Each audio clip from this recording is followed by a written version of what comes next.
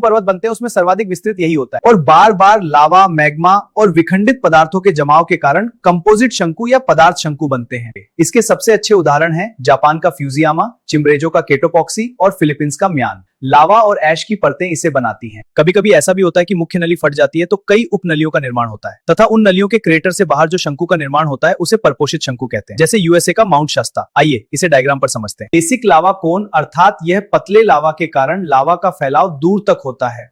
इनका आकार शील्ड की तरह होता है, इसे इसलिए शील्ड शंकु भी कहते हैं। एसिड लावा कोन अर्थात जब उद्गार से विस्तृत लावा काफी गाढ़ा एवं चिपचिपा होता है तो उसे एसिड लावा कोन। इसमें सिलिका की अधिकता होने के कारण फैलाव कम और ऊंचाई अधिक होती है, जैसे स्ट्राम्बोली ज्वालामुखी। जब निकलने वाले मैग्मा की तरलता कम होती है तो लावा की मात्रा गाढ़ी होती है, अर्थात सिलिका की मात्रा अधिक होती है तो यह दूर तक प्रवाहित नहीं होता। यहाँ देखिए एनिमेशन में यह प्रक्रिया स्पष्ट है। तो जब सिलिका की मात्रा अधिक होती है लावा दूर तक प्रवाहित नहीं होता है, तो ऐसी स्थिति में गुंबदों का निर्माण होता है जिन्हें लावा गुंबद कहते हैं। यहाँ एक एनिमेटेड डायग्राम और एक वास्तविक लावा गुंबद की तस्वीर है। जब लावा में तरलता अधिक होती है अर्थात सिलिका की मात्रा कम होती है तो यह लावा दूर तक फैलता है। जब लावा में तरलता अधिक होती है तो लावा दूर तक फैलता है जिससे कम ढाल वाले गुंबद बनते हैं, जिसे लावा शील्ड कहते हैं। देखिए ये एनिमेशन लावा कैसे फैलता है। तरलता अधिक होने से कम ढाल का गुंबद बनता है। ये रहा असली का उदाहरण है। जब लावा में सिलिका की मात्रा अत्यधिक कम होती है तो लावा अत्यधिक तरल होगा। ये लावा पतली चादर की तरह दूर तक फैलता है जिसे हम लावा चादर कहते हैं। आइए, जब कभी नली में लावा और मैग्मा जमकर ठोस एवं काल के लिए ज्वालामुखी क्रिया स्थित हो जाती है तो ऐसी स्थिति में अगल बगल की चट्टानें कट जाती है तथा नली में जमा पदार्थ गुंबद की तरह हो जाता है। इसे ही डाइट्रम कहते हैं और इसका सर्वोच्च उदाहरण यूएसए के न्यू मैक्सिको का शिपरॉक। और यह है शिपरॉक जो डाइट्रम का एक उत्कृष्ट उदाहरण है। ये एक ज्वालामुखी नली का अवशेष है।